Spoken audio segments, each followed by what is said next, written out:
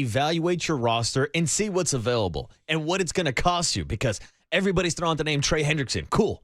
You just heard Adam Schefter say there's multiple teams reaching out about Trey Hendrickson. You think the Dallas Cowboys don't want a Trey Hendrickson? You think people around the league don't want an elite pass rusher that had 17.5 sacks last season? Like, yes, if this was Madden, if this was fantasy football, maybe you go out and make that trade today. But today, they're going to evaluate what they currently have on the roster. And to me, it's my same take as I had when we heard about the George Kittle injury.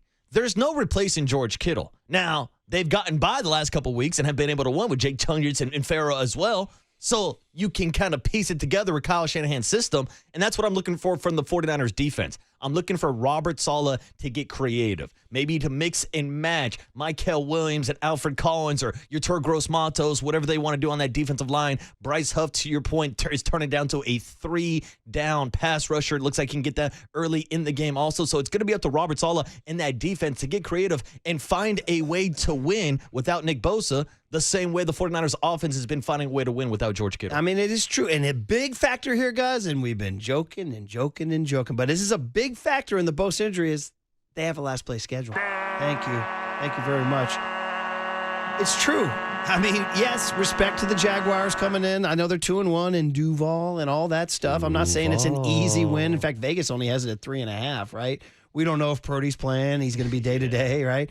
But you can win that game. You can. Duval. You can even win that game without Nick Bosa.